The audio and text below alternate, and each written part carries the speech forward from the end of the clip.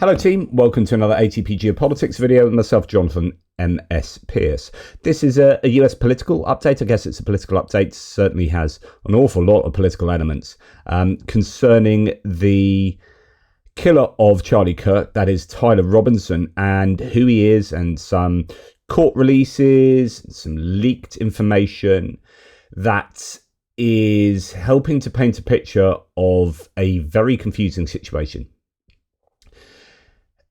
Where to start here? So, when Charlie Kirk was killed, the right were absolutely desperate to, before any information came out, to blame this on the left and talk about how this is all about hateful rhetoric from the left, and that's whipped up an anti-right sentiment that's led to Charlie Kirk being killed. And they would like to interpret any of Tyler Robinson's characteristics, behavior, so on and so forth, through that lens. So they want to blame this on the left, and the left want to completely exonerate Tyler Robinson from being anything to do with the left, and will be trying to maybe cherry pick, maybe focus on certain aspects that will do that exoneration for them, because they don't want this to be a really divisive kind of own goal, if you like, from Tyler Robinson on behalf of the left, right? So you've got this fight between the two sides of the political coin, trying to, I think, kind of use or defend this man from being used by the other side type thing. I was saying the other day in a long video that some of the data concerning the engravings on his bullet casings and some of his other behavior and some of what people had said at school friends indicate that he might have been a groyper and was certainly ensconced in the internet world. That's what I concluded. And I'd said it's plausible, I think, with the words I use, it's very plausible that he was a groyper, given some of the memes and some of the Halloween costumes and whatnot that he was known to have said and been involved in and worn and whatnot. And it appears that the truth of who this person was is a bit of everything. And that's why there's been such a conflicting set of narratives about who he is, with each side trying to blame the other side and having at least some evidence to do that with. He's appeared in court. Prosecutors are going to seek the death penalty. Let's go through what Sky News reports here, talk about a couple of things, and then look at the court documents and some leaked information about him, which hopefully is truthful. So here's your man, Tyler Robinson. We all know what he did, of course, an egregious crime of assassinating a public figure. We're going to join the article halfway down. It came after prosecutors held a press conference earlier today to announce they would be seeking the death penalty. They claimed that Robinson's DNA was found on the trigger of the alleged murder weapon. A note was also found under his keyboard which said, quote, "I had the opportunity to take out Charlie Kirk and I'm going to take it," according to a charging document from prosecutors. It is also alleged that the suspect ordered his roommate to delete incriminating texts about the killing and to stay silent if questioned by police. When his roommate texted to say if he was the one who did it, Robinson replied, I'm sorry," prosecutors allege. We're going to look at these documents a little later. I said that there was a contradiction because it was claimed initially that he lived with his parents. Then there was a claim that he lived with a transgender roommate. And those two didn't appear to, they appeared to be mutually exclusive, right? So something was wrong there. Now, I didn't know which way that went, but it turns out it appears he wasn't living with his parents and did have a roommate. There are some questions about whether the roommate was transgender or just gay. Not just gay, as in, yeah, that's too complicated a sentence. So, yeah, some are denying that the roommate was transgender, but I don't actually know the truth there at the moment, and that's what we need to be careful of. There are so many claims flying around, even claims from the parents, and as we'll see later, some are claiming that the parents themselves don't really have a good understanding of what was going on with their son, and so they will be saying things, and you think that's going to be really verifiable and a truthful analysis of what's going on, but actually that's not necessarily the case. Anyway, Robinson is said to have written in another text, quote, "I had enough of his hatred. Some hate can't be negotiated out." So it turns out that Tyler Robinson is bisexual and was in a relationship with what appears to be a male roommate. And it appears, I mean, as far as I can work out, the most evidence that we have as to the motivation of the killing is around his sexuality, and that's where the hate of Charlie Kirk came from. Obviously, wants to, advocates for the stoning of gays, as according to Leviticus and the Bible, and so on and so forth. So,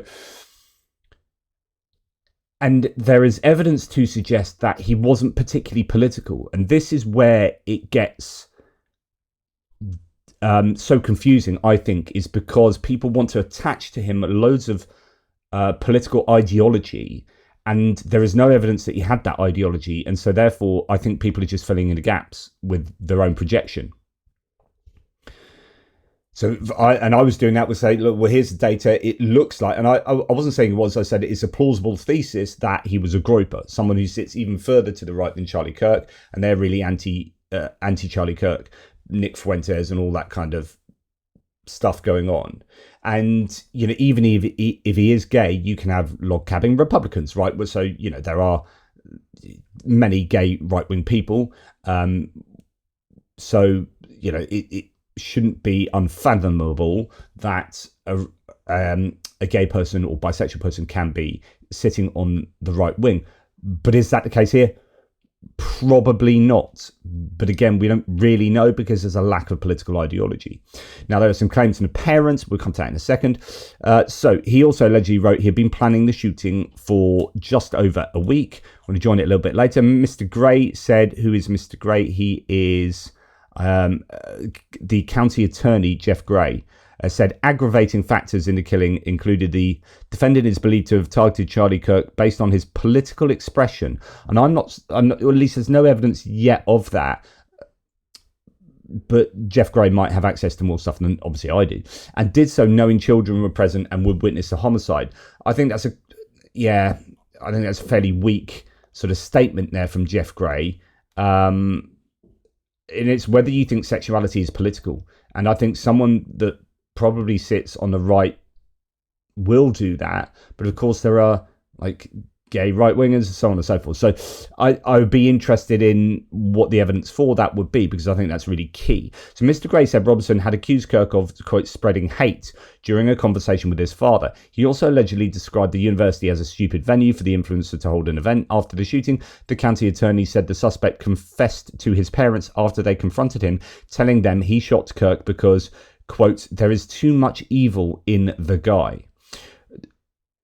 Now, this is where you are probably going to make some conclusions and speculations about his political ideology, because if you think there is too much evil in Charlie Kirk, that's probably covering the whole gamut of Charlie Kirk's opinions. But if you are one of the people who is a target for Charlie Kirk's moral expressions, then you could also just be concerned about that one small area. But we just don't know. Am I trying to get this guy off the hook somewhat? There's just, all I'm trying to say is there's just so many unknowns. Be wary about filling in the gaps. Robinson's mother told police that her son had become more political and had, quote, started to lean more to the left, which is interesting. That's started to lean more to the left rather than was like completely ensconced in left-wing thinking, which is what you would expect, like someone who's completely radical. There's more understanding that they would do something as radical as killing someone else, right? So there's I don't know, there's just an awful lot that isn't quite adding up. In the past year or so, Mr. Gray said. He added that the 22-year-old, and this is Mr. Gray, who, might have his own political persuasions. He added that the 22-year-old had become more, quote, pro-gay and trans rights oriented, according to his parents. Actually, that's according to his parents, although that's Yeah, that is Mr. Gray's interpretation of what the parents said. So anyway, if someone who is bisexual is obviously going to be pro-gay, there's some weird cognitive dissonance if that's not the case. I mean, it can happen. You can have, people who don't like who they are and want to, go to gay conversion therapy and whatnot. It's complicated. But you can assume that he's going to probably be pro-gay, being bisexual. So his mother said that he had started to date his roommate who was, quote, transitioning genders. That is what some people are questioning, that the parents were actually right in that, but we just don't know. It might be the case, prompting discussions with his father, who had very different political views, says Sky News. Robinson allegedly wrote in another message to his roommate that since Trump got into office, my father has been pretty diehard MAGA, which there's no attachment there of a moral evaluation of that. Can you assume that that's a bad thing? Probably, but he doesn't overtly talk about how bad MAGA is morally speaking or politically speaking. So remember, he was born and brought up in a religious, conservative, gun-loving family, and so he has aspects of that in his upbringing. I mean, he still loves guns, evidently, and has a lot of. I think he has time for his family, and we can draw that out from some inferences we can make. Is that he didn't want to. I think his grandpa, whose gun it was, I think I think you can draw a connection there to think that he has time for his grandpa, and he's obviously confessing to it. There must be some kind of closeness there. But anyway, what you might see now is this term nihilistic violent extremism, and some people might try and label him as that, although this, I think, is more likely to be what the present administration would do to try and get away from labeling someone right-wing. But if they're left-wing, they'll probably just label them as that. Because I think this is a new term that you're seeing the Trump administration get into a little bit. Just Security has a piece on this, talks about how Ken Klippenstein, journalist, was one of the first people to discuss the government's use of the brand new term. But just to give you a bit of a heads up that you might see the term nihilistic violent extremist.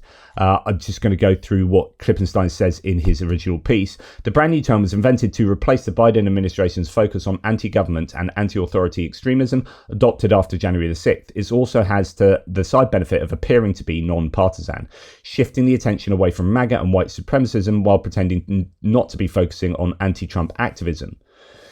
But here's a beauty for any government bureaucrat or lawyer. Everyone and anyone can be NVEs, like paedophiles, according to court documents filed this month and reported here for the first time. Nihilism, Philosophy 101 graduates will recognise, was famously explored by Friedrich Nietzsche, the 19th century German philosopher who wrote about declining belief in the meaning of life, morality and society. Nihilist violent extremists has to be the most ridiculous term since the FBI warned of the looming threat of involuntary celibate, incel, violent extremist IVEs in a joint intelligence bulletin in 2020. Was Joker-fied violent extremists already taken, or was a Batman reference too lowbrow for whatever dork government bureaucrat came up with this? In a country where mass shooters routinely target complete strangers, including school children, it's hard to see how targeting a top elected official represents a rejection of meaning. The real purpose of the clunky term is to replace terrorism, a loaded weapon that also has limitations in the law. The term NVE also has the beauty of being elastic enough to apply to individuals and groups who are the focus of the administration's war on all kinds of Americans. Nihilism also avoids all the rusty and problematic words of the past: subversive, dissident, insurrectionist, revolutionary, or even anti-government, the Biden term. So violent extremism, so in other words, they don't want to say these people are anti-government because it would show that there is rationale to be anti the government, and that shows a weakness. And so therefore you need some kind of elastic vague, nebulous term that can be just applied to anything. Violent extremism has the benefit of already being in government usage. Thus, the news media reporting on these very court cases completely missed the NVE label, perhaps because it sounds vaguely official. As an aside, the common usage of extremism domestically emerged during the Obama administration and was meant to be non-partisan and race and religion neutral in order to avoid using the term Islam. So now we have yet another term, one that's even broader, applying to anyone who would like to undermine the ruling order. Okay, so just a warning, that might just to give you a bit of context, that term might be bandied around, or it might not be, because they would want to label this in a completely partisan way, that Tyler Robinson is someone of the left, that he is in the LGBT community, and therefore that is what caused his aggression and desire to kill Charlie Kirk, and therefore it's because he's gay type thing. Now, TMZ is reporting that Trump did not attend Charlie Kirk's Washington DC vigil because he was golfing at his country club in New Jersey instead. I thought I'd throw that one in there because there's going to be a lot of I think virtue signaling and pearl clutching. Not, this is a horrific event, but there'll be like, oh, this is so terrible, but not realizing that it's happened with, say, Melissa Hortman and all sorts of other people. Josh Shapiro's house set on fire and so on and so forth. You know, Cato Institute here has the stats for, and that's a right-leaning libertarian think tank, has Islamism 143, the left being responsible for 65 political murders, Islam 143, and the right 391. Now, what you've also seen is because that's uncomfortable. I don't know if I've got it here. In fact, I do. Let me find it. Yeah, so given that these stats are very inconvenient for the right at the moment, it is no surprise that the Department of Justice has now deleted a study on the National Institute of Justice that shows the government deleted a study by the National Institute of Justice that shows domestic terrorists are most often right-wing. So they're now trying to literally delete that evidence off government websites, reports that show that. So be very wary. Luckily, these reports and whatnot are out in the open. And yet we're still seeing all of these typical responses. So the based dad, whoever, but it's just representative of here's a right-wing view, that if a Democrat was assassinated, could you imagine what would be going on right now? Oh my goodness, the country would be going nuts if a left-winger had been assassinated. And Michael and Wickett says, yes, I can imagine that, because it happened literally 3 months ago. And guess what? Democrats called for gun reform and right-wingers made jokes about it. Trump said calling anybody to give his condolences would be a waste of time and then skip the funeral. So we don't have to imagine. It literally just happened, and not a single person on the left called for a war or called for the Republican Party to be labelled a domestic terrorist organisation. You cared so little that you don't even remember it. That is such an incredible window into this present political conflict, really, in the United States. Now, there's been a little bit of blame before we look at the court transcripts and whatnot, or the court documents. Sorry, there's been some controversy yesterday in Congress as there was a hearing of Kash Patel, who's in charge of the FBI, and he doesn't get on with Pam Bondi. And the FBI has been purged, but also lots of people have been moved from doing their normal duties to going and trying to arrest illegal immigrants and anyone that doesn't look right on the street. So the FBI has been somewhat gutted or misappropriated. And when they've been called on to do something really well and really quickly in this incident, very much in a public light, they have not come out smelling of roses, basically. And Kash Patel was in Congress at the hearing getting absolutely roasted and having almost stand-up arguments with Adam Schiff and Cory Booker and others. You know, it was just an insane day in Congress. But reports uncovered that every agent in the FBI's Baltimore domestic terrorism squad was ordered to drop their normal work and go out and arrest random migrants. Investigations into paedophiles preying on children were tossed aside and now only proceed at a snail's pace. And this is FBI agents reassigned to round up immigrants have have had to walk away from investigations into violent predators who target and exploit children online, MSNBC has learned. And then we hear this. Kash Patel just blamed Pam Bondi, so this is in one of the hearings, for diverting over 1,000 FBI agents to work on 24-hour shifts to review over 100,000 pages to flag any records with Trump's name and the Epstein files. So famously, 1,000 FBI agents, and this has been reported widely, were co-opted to go through all the Epstein files and look for every mention of Donald Trump. 1,000 FBI agents, and that's how big the Epstein files are. Personally direct that investigation so that you would sign such a... Did I personally direct what investigation? Of the Epstein records for any reference to President Trump? Again, you are citing reporting that I think is baseless. We conducted an investigation of the Epstein case files pursuant to the direction of the President of the administration to provide all credible information, and we are working with Congress pursuant to a congressional subpoena to turn over all the documents we can. All individuals. Who at DOJ and FBI was responsible for its drafting and conclusions? Many individuals at the Department of Justice and the FBI are responsible. There was no lead person? The Attorney General leads the Department of Justice, and I lead the FBI. So the Attorney General was responsible for that? The Attorney General leads the Department of Justice. Personally. So he doesn't seem to say that in that clip, but the implication there being that it was Pam Bondi that was running that, and that the 1,000 FBI agents that were working on those files would have therefore been ordered by Pam Bondi, and that's possibly, there's supposedly this huge tension between Bondi and Patel, and Patel's job arguably is on the line. There are many saying that he is under a lot of pressure at the moment because of the somewhat, I don't know, bungled too harsh a word, but this has been less than a perfect investigation into Tyler Robinson and apprehending him, and the idea that the FBI has been gutted and so on and so forth. It's just also worth remembering that the rhetoric is still out there. The fact that Donald Trump in a Truth Social post about Gavin Newsom is still calling him scum. He's still calling him new scum. It just, on a side note, says Mehdi Hassan that Trump continues to call Newsom new scum, while his proxies fan out all over the media demanding the Democrats stop calling them mean names, and inciting violence is just so brazen and on the nose. But anyway, that's by the by. What we're going to do now is look into these court documents. And one of the first things we're going to do is look at this transcript that's supposed to be between and I presume these are text messages of some sort between the roommate and Tyler Robinson.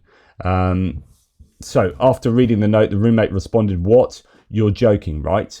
And Robinson says, "I am still okay, my love, but I'm stuck in Orem for a little while longer yet. Shouldn't be long until I can come home, but I got to grab my rifle still. To be honest, I had hoped to keep this secret till I died of old age. I'm sorry to involve you." The roommate says, "You weren't the one who did it, right?"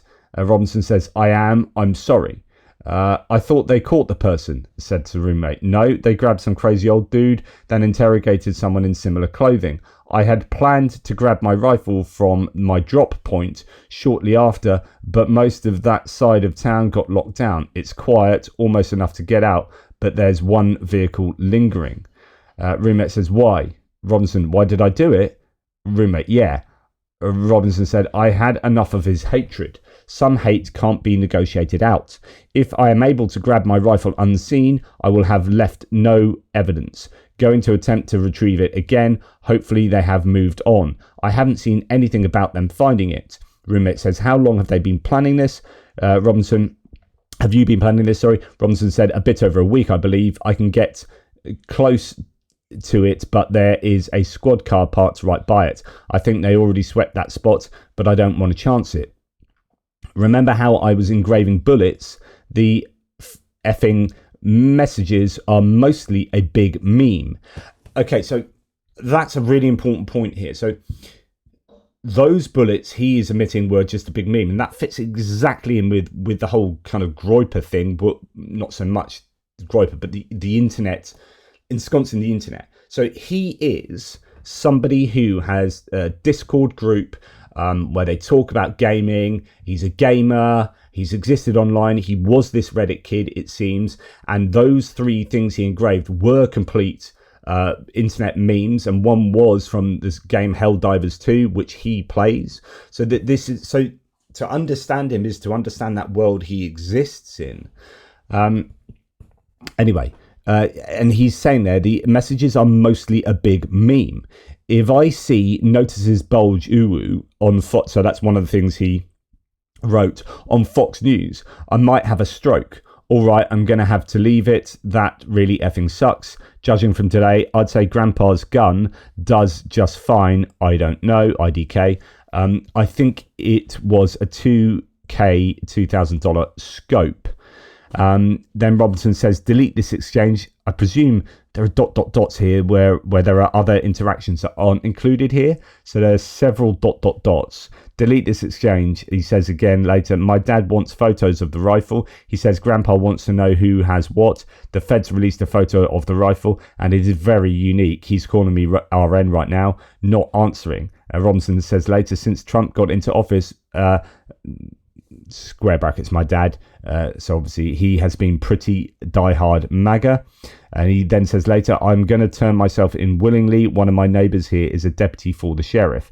Robinson then says, again, you are all I worry about, love. And then again, I'm much more worried about you. So there's a lot of missing exchanges in there, which is interesting. I wonder why that would be. A lot of dots. Now, that message has then, transcript of the exchange has led some people to really question its authenticity. And this is perhaps the go-to for people who want to sort of, and I'm going to use a shorthand, exonerate Tyler Robinson, who don't want him to be who, say, the right is claiming is. So people on the left are probably going to say, this looks like it's been completely altered by the FBI, etc., etc. So I showed this to my 21 and 23-year-old sons. They said no one they know this age texts like this. They said, Mum, this is how you text. And then showed her, do you know any 22-year-olds who text other kids like this? They don't use complete sentences with correct punctuation. I mean, there is somewhat correct demarcation in this, actually, with commas and so there is a bit of a melange. There aren't capitals in some places, and there are some grammatical shorthands and whatnot. But yeah, so this is more likely how people interact. But I don't know. Is that just too simple a go-to say this isn't real? From your perspective as a college student, does it sound like a 22-year-old wrote those texts? No, no, that's so effing fake. Delete this exchange. Plus, when I text you, have you ever seen me capitalize anything or use punctuation? Yeah, that's what I thought. From my perspective as a conspiracy theorist, it looks like a boomer wrote it. Absolutely. Grammar, syntax, punctuation, spelling, and no words people over 40 can't understand. So there are these approaches. I don't know what to make of this. So as someone else says, Ivan Kilgore says, I put the alleged text exchange between Tyler Robinson and his transgender lover, assuming that is, and we're going to come to this, into ChatGPT and asked if it seemed real and genuine. ChatGPT says the texts are, quote, most likely fabricated, far too detailed and too incriminating to be real. What are your thoughts? Yeah, someone's saying, I'm not a conspiracy theorist, but I have a really hard time believing in a short text exchange. The alleged shooter makes his confession, confirms the location of the weapon, confirms the type of weapon, confirms it was wrapped in a towel, confirms his motive, exonerates the decoy, admits to the bullet engravings, confirms a wardrobe change, confirms how long he's been planning it, discloses the existence and location of a now destroyed pre-written confession note, randomly tells his boyfriend that his dad is diehard MAGA, as if he wouldn't already know given the nature of their relationship, and he's worried about his dad and grandpa being upset if he doesn't come home with a rifle, not the fact that he's just used it to commit a murder. not to mention a 22-year-old terminally online Zoomer using phrases like squad car, drop point, swept the area, my vehicle, rather than my car, till I died of old age, and my old man. I'm sorry, I just don't believe it. And the problem for me is I'm not a conspiracy theorist person, and I understand the motivation to try and, not make this person seem like he's some kind of, gay left winger, and therefore that's what's responsible for the horrific murder. But all of these are interesting data points, and I'm left thinking I don't know quite what to think about all this. But anyway, we'll press on. Sarah says, I see the FBI is taken to writing fan fiction. Young gay men talk to one another like this. Half of it is in cop speak. Interrogated, squad car, retrieve it, swept that spot. And why does he address multiple loose ends in a convo with his significant other unprompted after expressing that he didn't want him involved? You're not good at this. And then some underlined points in here to suggest that this is just not how someone would speak. And then what's interesting is you have someone like Candace Owens, who is well on the right wing here, also saying the text message of Tyler Robinson is fake. So you've got all sorts of people saying this. Yeah, these messages are clearly doctored, is what I would say. They're doctored. Now, they could decide why they're doing that. Tyler's being forthcoming. We're protecting him in some capacity. I find that to be unacceptable. Okay? Unacceptable. I want every single text message. I want timestamps. It is conspicuous that you are not telling us when this was sent, because it sounds like it's when the campus is on lockdown and he's got to go back and he's got to clean up. And then all of a sudden we're in the next day when his dad is getting clued in after the picture's been released. They're not telling us that. Okay? And you have a right to be a little bit uncomfortable about that, because I'm a lot of bit uncomfortable about that. We need full answers. Yeah, these messages. I'm absolutely no fan of Candace Owens, but that does seem fairly, valid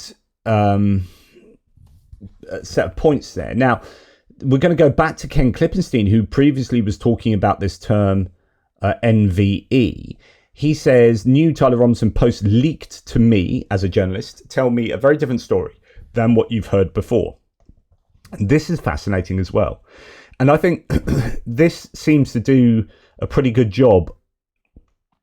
And I hope I'm not being biased by Klippenstein here, but a pretty good job of explaining the data in a fairly plausible manner. A bit like the Groyper thing caught me because something needed to explain that internet existence and those memes. And actually, could just be this internet kid who is a bit of a mix of everything, or could be what the parents are saying, or could be what others are saying. So, exclusive leaked messages from Charlie Kirk assassin, the accused shooter's politics is not what the government and media say. That's the interesting thing. So, hey guys, I have bad news for you all. It was me at UVU yesterday. Was a quote, thus Tyler Robinson messaged his friends on Discord, seemingly apologizing for murdering Charlie Kirk. Quote, I'm sorry for all of this. I obtained this and other Discord chats I've decided to publish. The legacy news media, as usual, refuses, along with new information I've learned about Robinson from the people who knew him best. And here's one screenshot giving you the timestamps. Charlie Kirk got shot. Someone else says dead, or that same person says dead later. I saw the video, holy shit, RIP, I guess. Bro didn't deserve to go out like that, sad. So these are friends of Tyler Robinson, right? So he's not existing in some left-wing, crazy radical information space. Then he himself, Tyler Robinson, Zealous Monkey 55095, says, hey guys, I have bad news for you all. It was me at UVU yesterday. I'm sorry for all of this. I'm surrendering through a sheriff friend in a few moments. Thanks for all the good times and laughs. You've all been so amazing. Thank you all for everything. I wonder that I am. I wonder if there's any I am in there that is, he says, I am. I'm with an apostrophe. Interesting. So here you've got I'm sorry with an apostrophe, yet a screen grab of his Discord server shows him not using I'm with an apostrophe. And it could be that the FBI or whoever it is cleaned up what he said to make it more presentable. I don't know. I think that would be fairly dubious to do that. Trump and company portray but of course, it requires what Klippenstein is sharing here to be correct. Trump and company portray the alleged Utah shooter as left-wing, and liberals portray him as right-wing. And this is what I was trying to say at the beginning of the video. So, be careful what you're trying to do. Think about your own motivations for what you are claiming of this man. The federal conclusion will inevitably be that he was a so-called nihilist violent extremist, MVE. That's what I mentioned earlier. Meanwhile, the crackdown has already begun. As I reported yesterday, the country is practically ready to go to war. Quote, it's been so terrible, and seeing it from the inside perspective is so frustrating. A friend of Robinson's since middle school told me. The childhood friend, who asked not to be named for fear of threats, provided me with the above non-public photo of Robinson on a camping trip, a favourite activity of his, to corroborate their relationship. In other words, this guy knows him because here's a picture of him with Tyler Robinson recently when they went camping. So, that's the kind of verification of who this guy is. I think that, and this is so important, quote, I think the main thing that's caused so much confusion is that he was always generally apolitical for the most part. The friend told me, that's the big thing. He just never really talked politics, which is why it's so frustrating. So you start to see this picture being built up, and maybe this guy is, is sexually diverse, and that single area is what is really driving him. But actually, in a larger political, understanding him in a larger political way is possibly problematic, because he has no larger ideology, and we'll come to this more a little bit later. The picture that emerged bears little resemblance to the media version. Robinson, I am told, though quiet, was a well-liked person with a supportive family. The friend group who he interacted with on Discord, far from some kind of militia campaign or Antifa bunker, it's been portrayed as, represented a range of different political views, but mostly talked video games. Yesterday, FBI Director Kash Patel said in an interview that Robinson, quote, subscribed to left-wing ideology, citing his family's remarks to investigators. So not citing any key evidence, but that the mum had said he'd started to move to the left. But those close to Robinson said there was a lot his family didn't know about him. Quote, their ideas, family's ideas, are based on someone they don't fully understand, the childhood friend told me. Though the family was generally supportive of Robinson, a claim corroborated by his mother's Facebook account brimming with praise for Tyler, they didn't seem to know about his relationship with a transgender person named Lance, the friend said. So this is some evidence that the person Lance is, Lance Twiggs, is transgender. Some others claim that Lance isn't, but we'll come to that. When I asked if his family would have been accepting, the friend replied, quote, I don't think even Tyler knew the answer to that question, which is why he kept it so low key between themselves, end quote. Tyler's bisexuality, the friend said, was coupled with openness on LGBT issues, but he wasn't some cookie cutter lefty position on every or even most issues, his friends say. Quote, obviously he's okay with gay and trans people having a right to exist, but also believes in the Second Amendment, the right to bear arms, guns, the friend said, referring to the right to bear arms. The friend described Robinson as fairly typical of a young man his age from Utah, someone who loved the outdoors, was a gamer, and into guns. Quote, to all of us, he just seemed like a simple guy who liked playing games like Sea of Thieves, Deep Rock Galactic, and Helldivers 2. Helldivers 2 is one of those games that one of the memes was from in one of his bullet casings. Loved to fish and loved to camp, the friend said. It really did seem that's all he was about.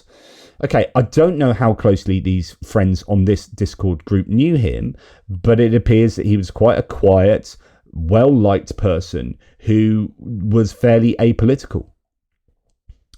So here we have, Helldivers 2, is one of the posts from Tyler on there.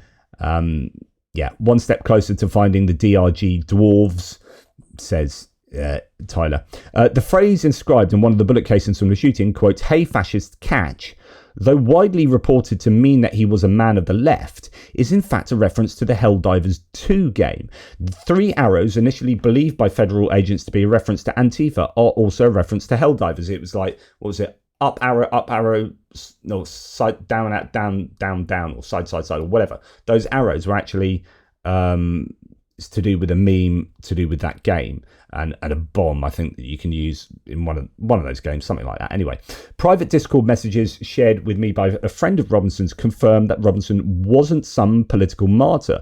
A search for posts of Robinson containing keywords like Biden and Trump turned up just 1 hit each. The Trump post was a passing reference to the 2019 impeachment inquiry, and the Biden one came on the day of the 2020 election, where he provided an update to another friend asking about the status of the vote count. And here is the exchange.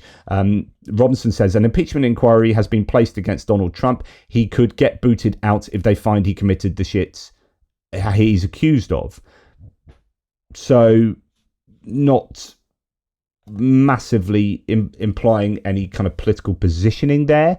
Then this other exchange, who is winning the election? You would know, said someone to Tyler Robinson, and he said Biden is in the lead electoral votes wise, but there are still some swing states that haven't finished voting, as well as most of the West Coast. Raw votes, Donald is in the lead by a little over 1 million votes. Very few full stops here at all. Who is probably going to win? I'm not sure, says Robinson. When will we know? Not until pretty late, says Robinson, but we should have a pretty good idea by the end of the night, unless it's really close or something. Okay, so no political expression there whatsoever at a time when you would have plenty of opportunity. I really hope Biden wins, or I really, I don't want this to happen. None of that at all. So the childhood friend is a member of multiple Discord chats with Robinson. He described the group as trying to grapple with Robinson's motive, just like everyone else. Quote, even the goodbye message he sent on one of our servers, where Discord chats are hosted, was so hard to believe, we all just thought, what a weird joke to make. Then the news came out and we all were calling each other saying, check the news. He said, yeah, I don't know what makes a person like him decide he's going to drive 260 miles upstate to shoot someone like Charlie Kirk, then come back like nothing's happened. It leaves a lot of room for speculation and theories, which is why I think they're so rampant. Boom. Because there's this lack of decent information and knowledge about Tyler Robinson, it leaves all the space for people to project onto him whatever they want. Part of the confusion he attributes to Tyler's quiet nature. Quote, he's a really smart guy, but super hard to read. Stone cold poker face, and you could always never be confident, always never be confident assuming anything. When I asked if he opened up to anyone, said Klippenstein, a friend replied, quote, as far as we knew, he was opened up. Despite his verbal reticence, Robinson was not a loner, according to his friends. Unlike the stereotypical outcast shooter driven to violence by social rejection, he was apparently amiable and well-liked. Quote, everyone who knew him liked him, and he was always nice, a little quiet and kept to himself mostly, but he wasn't a recluse, the childhood friend said. Quote, regardless of the horrible actions that took place, we must take this moment to remember that God is a living and loving God who loves all his children. A Discord post from another friend posted the day after the shooting reads, quote, while Charlie Kirk's politics were not acceptable to some, I ask that we all say a prayer for him and his family during these confusing times. Now that implies that his friendship group weren't like kind of atheist, lefty, nihilist, blah, blah, blah, but just a broad range of people really interested in computer games.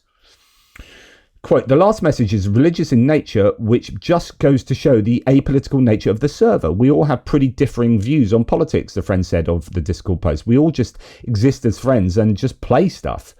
Cat memes, end quote. Cat memes, weather updates, home improvement, and the odd Garfield reference populate Robinson's posts.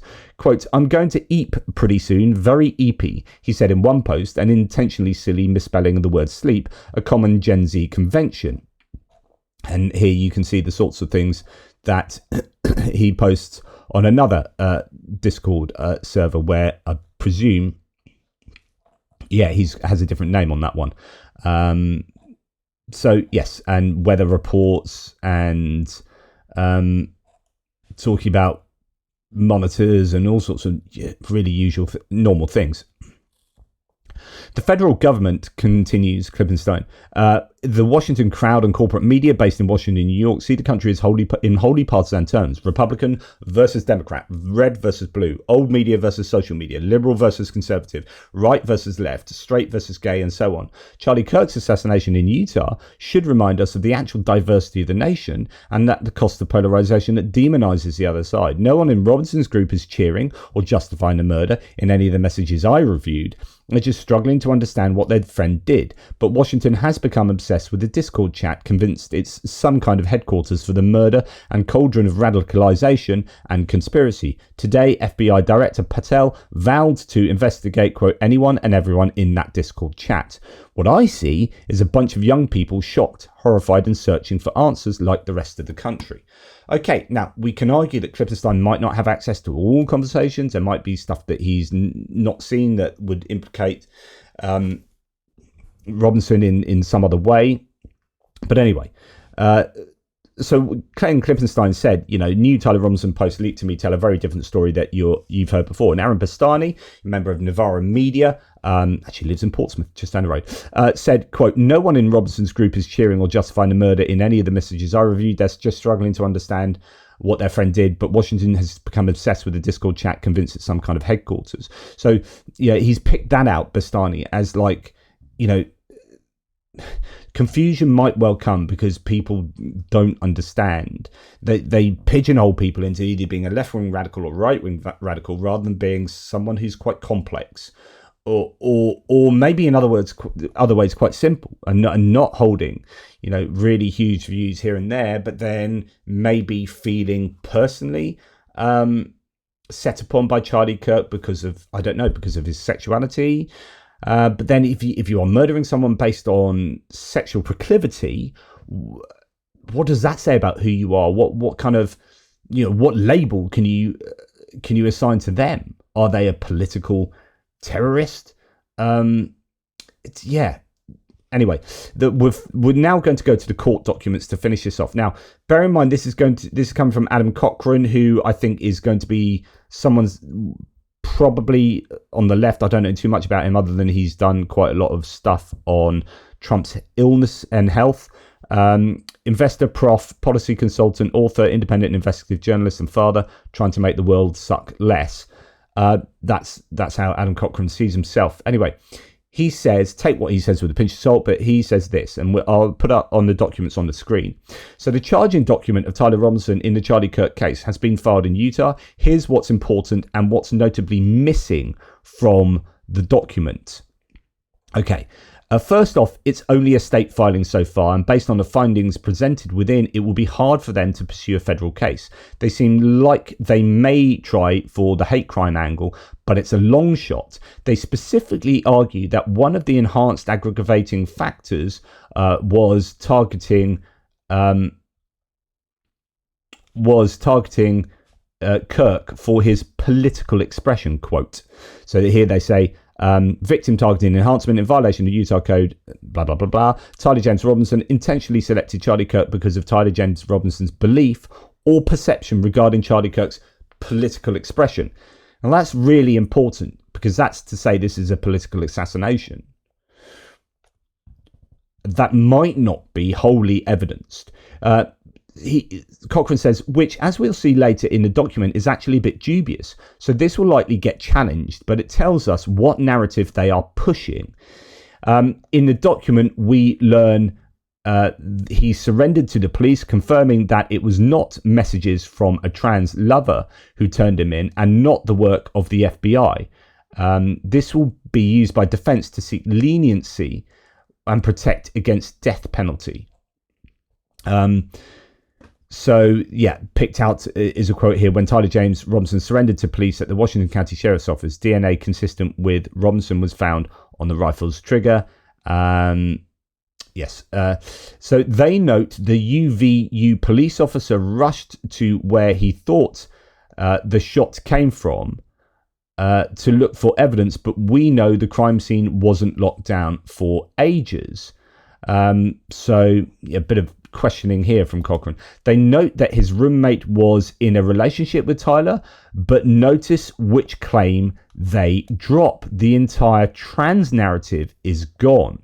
Okay, so this is interesting. So the trans narrative came from the mother, as far as I understand, and everyone's taking that as kind of gospel, but it's not actually included in the court documents. So police interviewed Robinson's roommate, a biological male who was involved in a romantic relationship with Robinson. The roommate told police that the roommate received messages from Robinson about the shooting and provided those messages to police. On September the 10th, 2025, the roommate received a text message from Robinson which said, quote, "Drop what you were doing, look under my keyboard." The roommate looked under the keyboard and found a note that stated, "I had the opportunity to take out Charlie Kirk and I'm going to take it." Police found a photograph of this note. The following text exchange then took place, and that's a text exchange we've seen. But what Cochrane here says, the entire trans narrative is gone. It mentions he's a biological male. That could imply trans, but so Tyler and his roommate were gay or bi and in the closet in Mormon, Utah, and so the entire trans narrative was political BS. That's what Cochrane is saying. Now, they also claim police found a photograph of the note Tyler left. But one challenge for them will be that on TV, Patel said the contents of this note were revealed via aggressive interrogation posture. So there does seem to be some confusion here. Patel is saying they got it out of coercion. Defense will claim inadmissibility on coercion. So Kash Patel said they got it through aggressive interrogation. Yeah, we'll see about that. But they claim police found.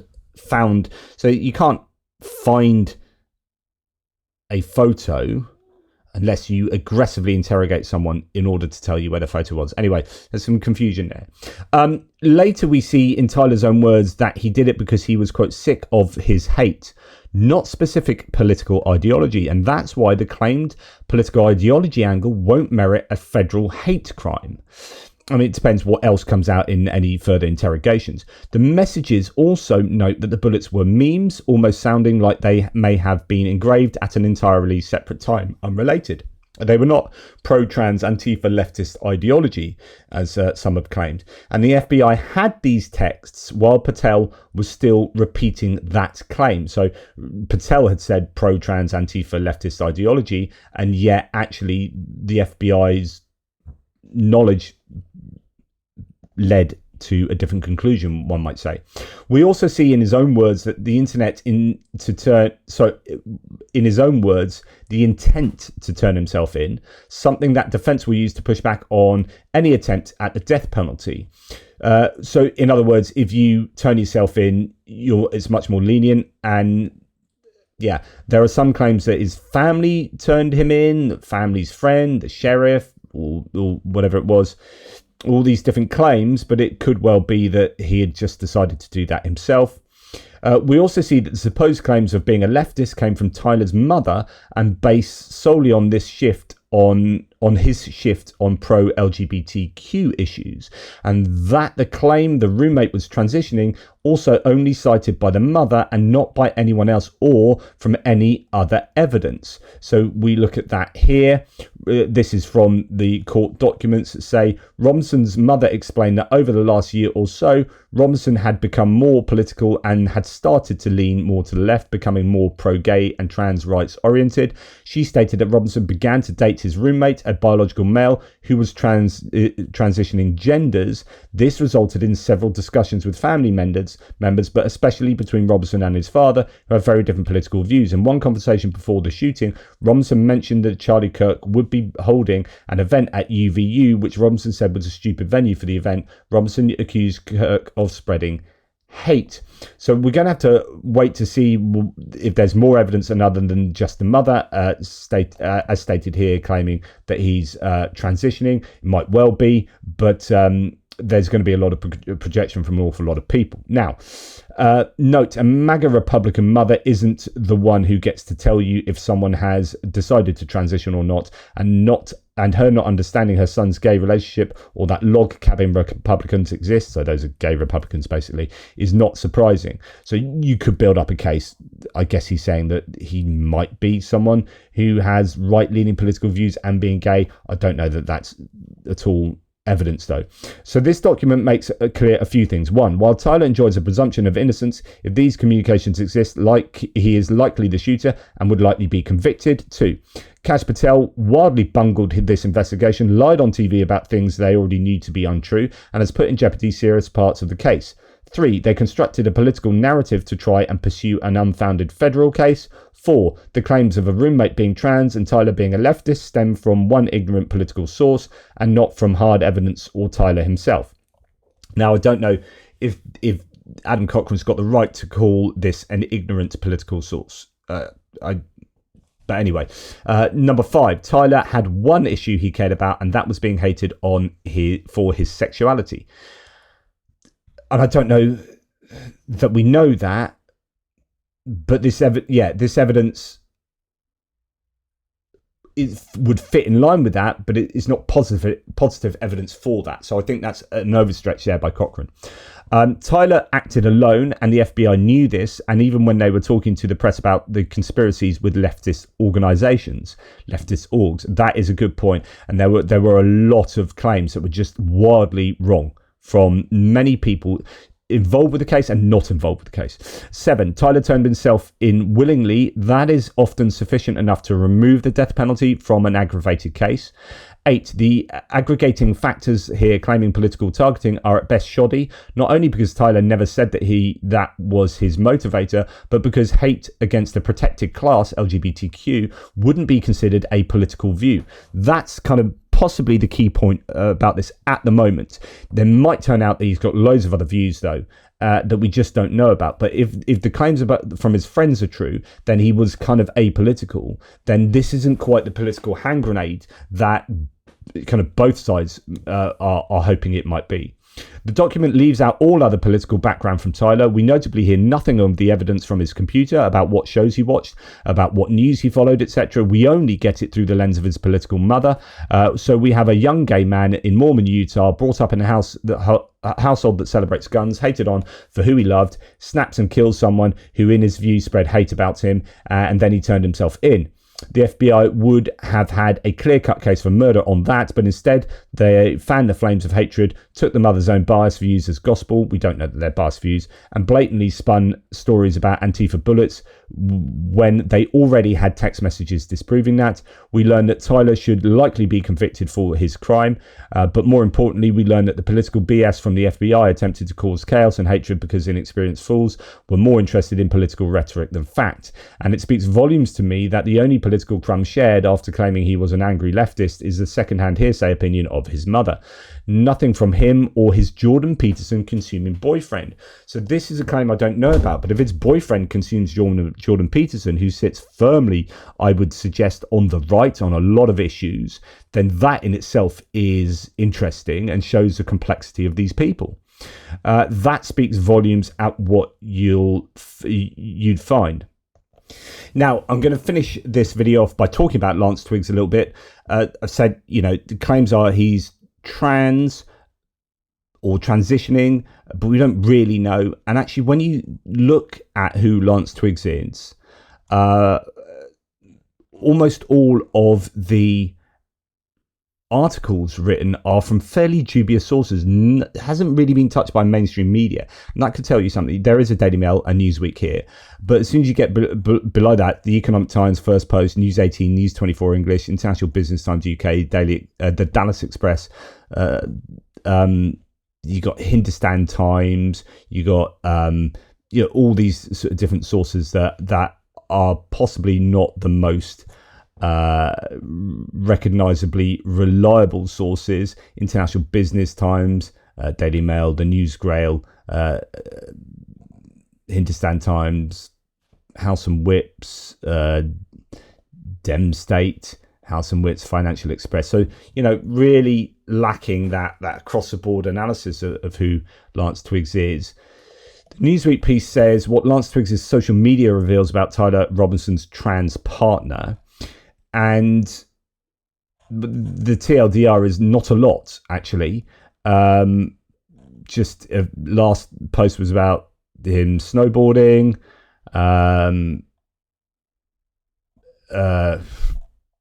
Yeah, really very little very little to derive from this. I mean, the only thing that has any political consequence here, I think, is in his repost section of the account. It is shown that Twiggs reposted a video about Health and Human Services Secretary Robert F. Kennedy Jr. shortly after the election. Quote, RFK Jr.'s brainworm telling him to outlaw soda and replace it with battery acid to combat ADHD and autism. But that's not him saying that. That's the post. The post references Kennedy's previous disclosure of a brainworm. And then what people are saying about him is huge. There's an awful lot being said. These radical left, all this ideology, etc., but actually very little can be derived about him from open sources, and therefore we need to be fairly guarded. Why Tyler Robinson's trans partner is a spotlight after Charlie Kirk's killing. First post piece here. Who is Lance Twiggs? And most of what we know about Lance Twiggs, certainly from a more critical point of view, comes from Spencer Cox, the governor of Utah. Twiggs comes from a conservative Christian family in Utah and is transitioning from male to female. Cox also said that Robinson was in a relationship with a transgender person. Speaking on CNN's State of the Union, Cox said Robinson had been living with a transgender partner, Lance Twiggs. A family member confirmed to the New York Post on Saturday. Again, yes, they were roommates. The family member described Twiggs as a black sheep of the family. So this is Twiggs, not Robinson, but did not comment on whether there was a romantic relationship between the two. She said she was unaware of Twiggs's political views or details about the transition, but added it wouldn't surprise me. And then you get people like Benny Johnson, of course, saying all sorts of things and whatnot. So yeah, I wonder whether this is just a lot messier informationally than either side would like, right? And this person does clearly seem to be sexually diverse, and that appears to be the main driver for opposition to Charlie Kirk, saying he's full of hate. Does that stretch beyond that into other areas of politics? We just don't know. And if it's true what his friends are saying, he was fairly apolitical. How does that fit with what people want him to be? But anyway, I just thought I'd update you because I've made my own speculations previously about being plausibly a groyper, but actually that internet side of that seemed to be less political. So the groyper is like taking that internet world, that 4chan sort of worlds, and have it drive you towards a political extreme, whereas you can also exist in that kind of internet world and just be a gamer. Like Lance Twiggs, his partner was aspiring to be a professional gamer. So these guys are just ensconced in the internet world, online gaming. Robinson likes to go out go out camping and fishing, and likes to shoot guns.